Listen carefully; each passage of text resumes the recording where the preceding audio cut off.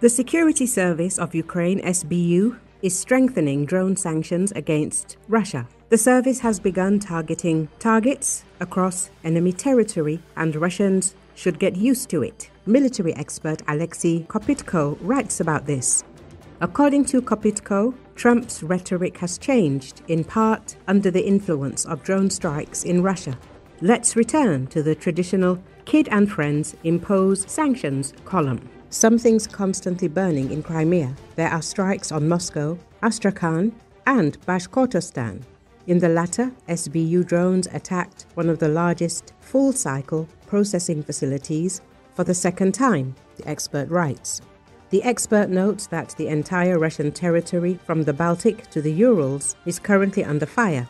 For the second time in a short period of time, the SBU has used drones to reach a distance of 1,400 kilometers. This is an astonishing achievement. What's significant is not only the fact of the attack itself, but also the fact that it's a repeat strike, but Russia is unable to repel it.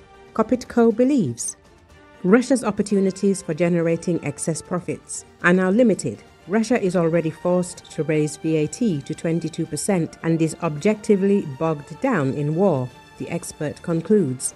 As a reminder, it was previously reported that SBU drones struck Gazprom Neftekhim Salavat in Bashkortostan, Russia, for the second time in a week. This is one of Russia's largest oil refineries and petrochemical plants. It produces 150 different products, including motor gasoline, diesel fuel, fuel oil, bitumen, and polyethylene. The target site is approximately 1,400 kilometers from Ukrainian territory. Recently, Russia's two largest oil ports on the Black Sea have stopped loading oil onto tankers following overnight Ukrainian drone strikes on Russian territory, Bloomberg reports. The incident concerns two strategically important facilities near Novorossiysk, the Caspian Pipeline Consortium terminal and the Sheskharis oil depot. Caspian Pipeline Consortium reported that the suspension of operations was due to airstrikes. Regarding the oil depot, no official explanation has yet been provided. It is only known that operations at the facility have been temporarily suspended. Both terminals handle over 2 million barrels of oil per day from Russia and Kazakhstan, playing a key role in the global energy supply system. Since early August, Ukraine has dramatically intensified its attacks on Russian oil assets, prompting the Kremlin to ban gasoline exports and consider restrictions on diesel fuel. These attacks have focused on oil refineries, but ports and pumping stations have also been targeted.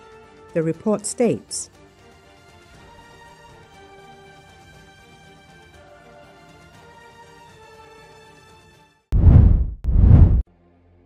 Ukrainian President Volodymyr Zelensky expressed optimism this week that President Donald Trump wants to support Ukraine to the very end.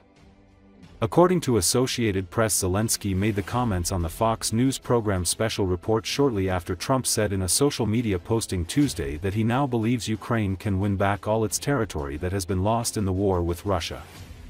"It was a surprise for me," Zelensky said on Fox about Trump's comments, calling them very positive signals from the side that Trump and America will be with us to the end of the war. "Yes, we will see, but God bless. It will be so," Zelensky added.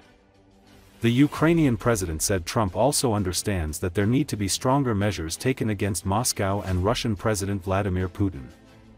"President Trump understands that we need more pressure on him.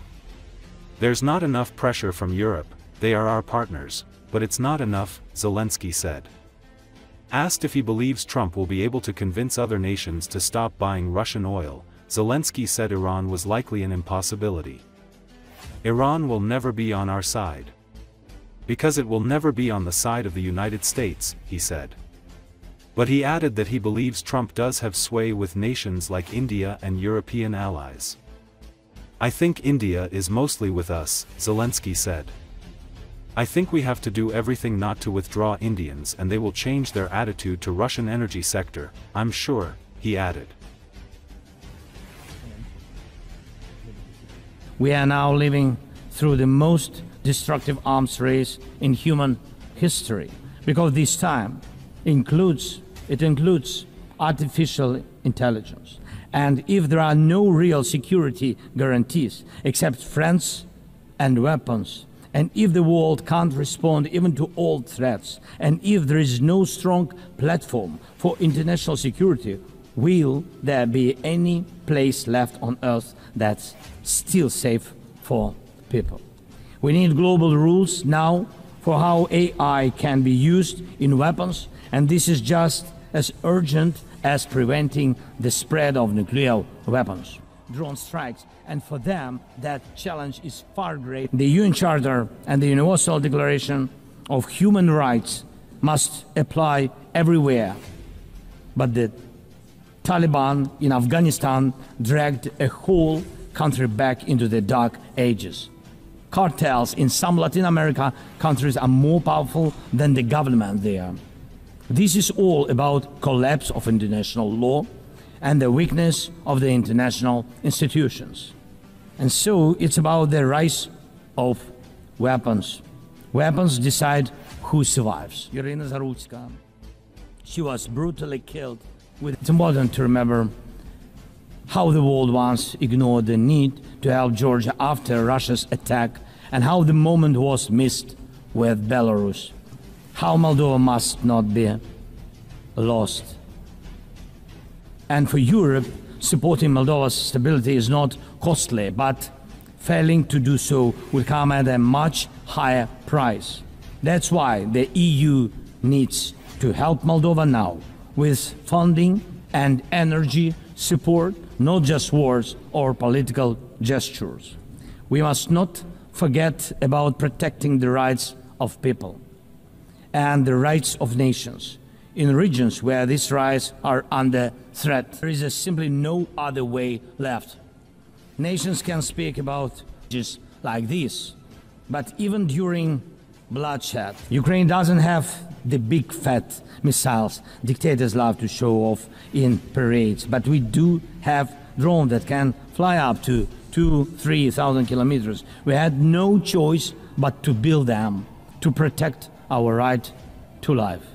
Control over the sea used to depend on having a big navy. Ukraine doesn't have a big fleet, but we succeeded. In the Black Sea, we pushed what's left of the Russian navy into remote base. And we did it with sea drones. That's how we protect our ports and maritime trade routes, because Russia has left us no other choice in hand. We also mourn the Ukrainian stopping this war now, and with it, the global arms race is cheaper than building underground kindergartens or massive bunkers for critical infrastructure later. Stopping Putin now is cheaper than trying to protect every port and every ship from terrorists with sea drones. Stopping Russia now is cheaper than wondering who will be the first to create a simple drone carrying a nuclear warhead. So we must use everything we have together to force the aggressor to stop. And only then do we have a real chance that this arms race will not end in catastrophe for all of us.